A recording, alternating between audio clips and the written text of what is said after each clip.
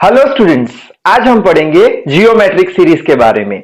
तो इस वीडियो में हम ये देखेंगे कि जियोमेट्रिक सीरीज का फॉर्म क्या होता है, उसे कैसे आइडेंटिफाई कर सकते हैं, और साथ ही साथ ये भी देखेंगे कि जो भी जियोमेट्रिक सीरीज देके रखी है वो कन्वर्जेंट है या डाइवर्जेंट है। So I hope you are ready with your pen and paper. So without wasting much time, let us start this video. तो पिछले इंट्रोडक्टरी वीडियो में हमने ये देखा था कि जो हमारा सीक्वेंस होता है उसे ए से डिनोट किया जाता है, और सीक्वेंस के अंदर बहुत सारे ऐसे एलिमेंट्स होते हैं। और अगर हमें सीरीज फाइंड करनी है तो हम क्या करेंगे, जो सीक्वेंस के एलिमेंट्स है उसका एडिशन कर देंगे, समेशन कर देंगे। ठीक है, इसका मतलब क्या हुआ, अगर हमको चाहिए सीरीज, तो सीरीज के लिए क्या करेंगे, ये जो सीक्वेंस है उसका समेशन कर देंगे, यानी समेशन ऑफ ए, यानी ये सारे समेशन कर दिए प्लस में, तो हमें क्या मिल गया, सीरीज मिल गई। ठीक है, लेकिन हम बात तो किसकी कर रहे हैं, जियोमेट्रिक सीरीज की बात कर रहे हैं। ये तो जनरल फॉर्म है सीरीज का। तो जियोमेट्रिक फॉर्म के अंदर कोई रेशियो होना चाहिए आर का यहां पे, और वो जो रेशियो है आर का उसके ऊपर पावर n-1 होना चाहिए, तभी जाके जो हमको सीरीज देके रखी है उसे हम जियोमेट्रिक सीरीज बोलेंगे। वापस एक बार, जियोमेट्रिक सीरीज यानी क्या, जिसके अंदर आर के टर्म में कोई रेशियो हो और उसका पावर n-1 हो। जैसे कि यहां पे मैंने लिख के रखा है, क्या है, यहां पे आर के टर्म में एक रेशियो है जिसका पावर n-1 है, तो ऐसी सीरीज को हम बोल देंगे जियोमेट्रिक सीरीज, और जियोमेट्रिक सीरीज को हम Sn से डिनोट कर देंगे। ठीक है, अच्छा, अब ये समेशन क्या हो गया, n is equal to 1 to infinite.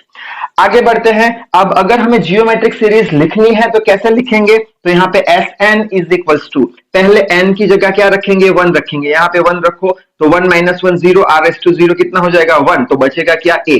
फिर समेशन है तो प्लस कर दो। ठीक है, फिर n की जगह 2 रखो, 2 - 1 कितना हो जाएगा, 1, r⁻1 यानी ar। फिर समेशन है प्लस रखो, फिर n की जगह 3 रखो, तो 3 - 1 2, सो ar स्क्वायर, ऐसे ar क्यूब करते करते कहां तक जाना है, ar n-1 तक जाना है। ठीक है, सपोज बोलते हैं इक्वेशन नंबर 1 है। अब हम क्या करने वाले हैं, ये जो इक्वेशन है 1, उसके दोनों साइड r से मल्टीप्लाई कर देंगे।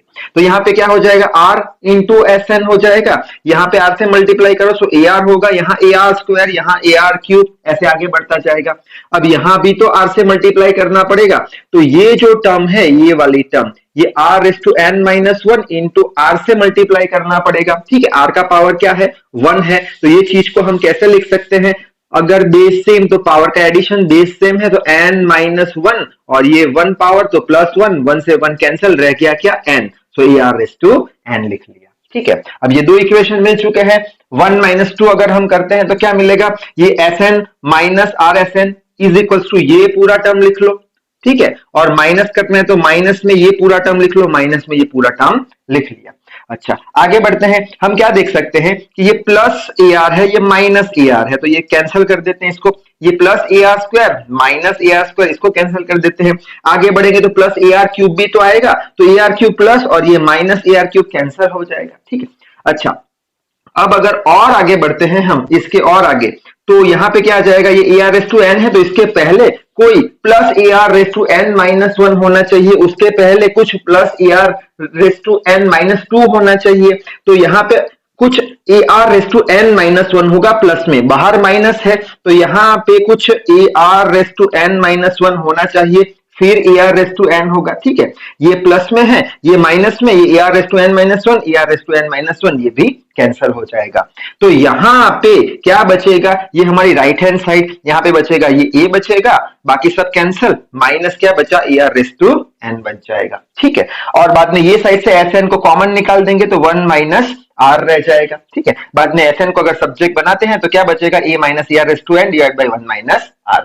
अब क्वेश्चन आएगा कि सर ये डेरिवेशन हम क्यों कर रहे हैं, तो सिंपल सा आंसर है, ये डेरिवेशन हम इसलिए कर रहे हैं क्योंकि हमें ये जानना है कि जो हमने जियोमेट्रिक सीरीज लेके रखी है वो कन्वर्जेंट है या डाइवर्जेंट है। अगर कोई भी सीरीज की कन्वर्जेंसी चेक करनी है तो हमने बेसिक वीडियो में क्या पढ़ा था, n की वैल्यू इनफाइनाइट रख दो। ठीक है, तब पता चल जाएगा। तो क्या करेंगे, यहाँ पे लिमिट ले लेंगे, n tends to infinite, n की वैल्यू इनफाइनाइट रख देंगे। तो यहाँ पे लिख दिया मैंने क्या, limit n tends to infinite, Sn ns term का करते थे अगर याद हो तो, limit n tends to infinite, ये पूरा आ गया। ठीक है, अच्छा, यहां तक तो आपको बात समझ में आ गई होगी। अब आगे बढ़ते हैं।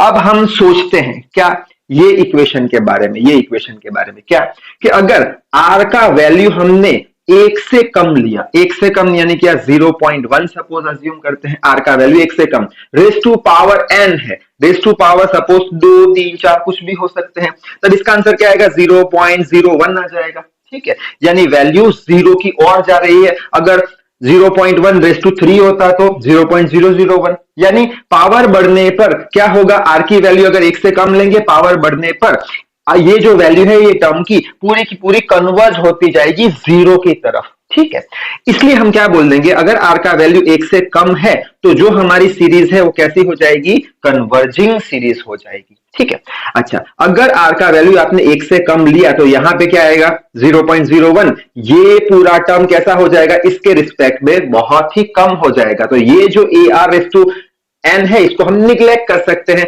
तो हम इक्वेशन क्या लिखेंगे, ए एज इट इज लिख लिया, नीचे 1 माइनस आर। और ये इक्वेशन किसके लिए वैलिड है, जब आर का वैल्यू एक से कम हो, और जब आर का वैल्यू एक से कम आता है तो उसे हम कन्वर्जिंग सीरीज बोल देते हैं। ठीक है, अच्छा अब आर का वैल्यू अगर एक से कम है तब तो हमने देख लिया कन्वर्जिंग है, अगर एक से ज्यादा हुआ तो आर ग्रेटर देन 1 हुआ तो वापस से चेक कर लेते हैं। यहां पे आर का वैल्यू हम क्या लिख लेंगे, 2 लिख लेंगे। ठीक है, सपोज करते हैं एक से बड़ा, रेस टू एन है, रेस टू 2 3 4 ऐसे, तो 2 raise to 2 2 raise to 3 2 raise to 4 ऐसे बढ़ते बढ़ते ये कहां तक जा रहा है, इनफाइनाइट तक जा रहा है, यानी सीरीज डाइवर्ज हो रही है। तो हम बोल देंगे आर का वैल्यू अगर ग्रेटर देन 1 होगा तो सीरीज कैसी हो जाएगी, डाइवर्जिंग हो जाएगी। ठीक है, अब ग्रेटर देन 1 लेस देन 1 तो सोच लिया, अब एक और वैल्यू और बची कौन सी, अगर आर का वैल्यू 1 होगा, आर का वैल्यू 1 होगा तो क्या होगा चेक कर लेते हैं।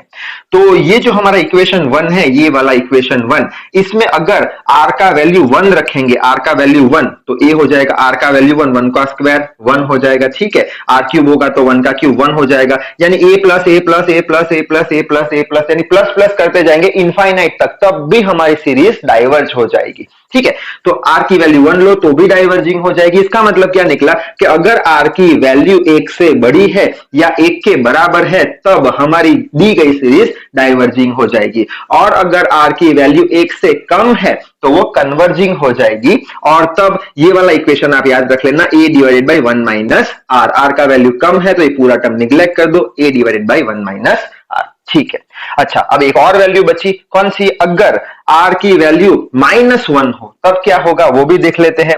तो वापस से यही इक्वेशन में आर का वैल्यू -1 रखो तो ये प्लस ए हो गया, ये माइनस ए हो गया, ये -1 का स्क्वायर यानी प्लस ए हो गया, यानी प्लस ए माइनस ए प्लस ए माइनस ए, यानी जो हमारी एलिमेंट की वैल्यू है वो ऑसिलेट हो रही है +1 और -1 के बीच में।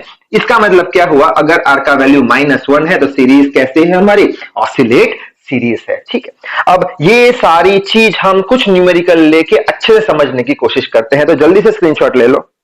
अब तक हमने ये देखा कि जो हमारी ज्योमेट्रिक सीरीज है उसका कुछ ऐसा फॉर्म आता है जिसमें नई चीज क्या थी, जिसमें नई चीज ये थी कि आर का कोई रेशियो होना चाहिए और पावर में n-1 होना चाहिए। ठीक है, बाद में हमने ये देखा कि अगर आर की वैल्यू 1 से कम है तो वो कौन सी हो गई, कन्वर्जिंग सीरीज या कन्वर्जेंट सीरीज है, और इसके लिए आर की वैल्यू अगर लेस देन 1 है, 1 से कम है, तो हमने ये फॉर्मूला याद रखा था, a divided by 1 minus are.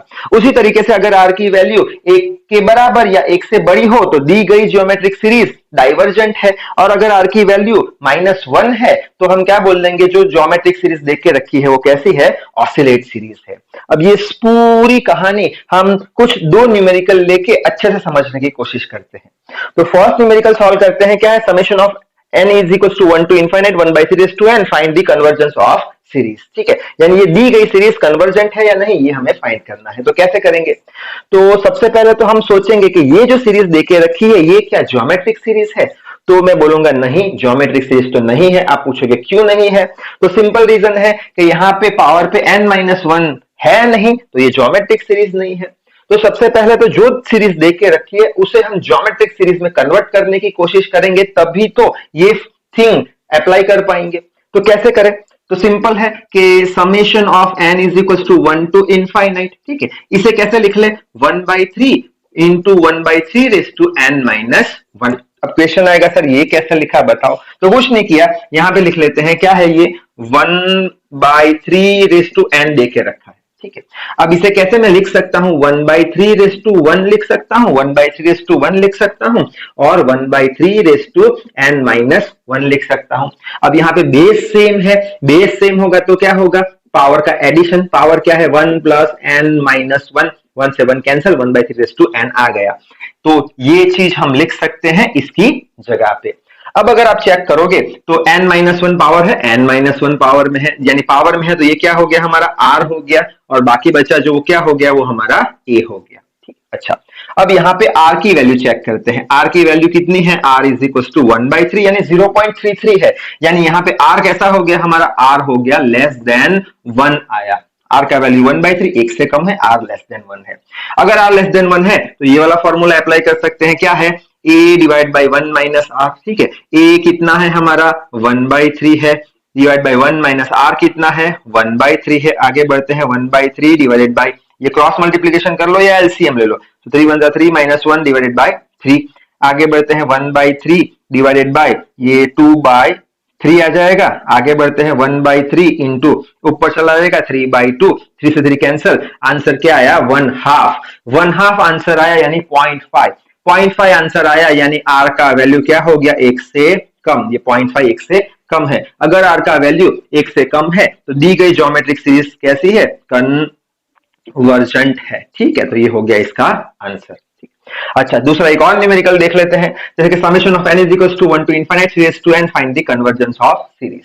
वापस से सोचेंगे, दी गई सीरीज क्या ज्योमेट्रिक सीरीज है, वापस से आंसर होगा नहीं, क्यों, पावर में n-1 चाहिए, तो वो n-1 लाओ, कैसे लाओगे, तो summation of n is equal to 1 to infinite, इसका क्या कर देंगे, इस सेम यहाँ पे किया ऐसा ही 3 और ये 3n-1 कैसे किया, 3 पावर है और ये 3n-1 बेस सेम, पावर का एडिशन 1 प्लस n-1, 1 से 1 कैंसिल, 3n आ गया, तो 3n की जगह पे ये हम लिख सकते हैं। ठीक है, अब यहाँ पे n-1 में पावर आ गया, तो ये क्या हो गया हमारा r, और ये क्या हो गया a का वैल्यू है, r का वैल्यू है।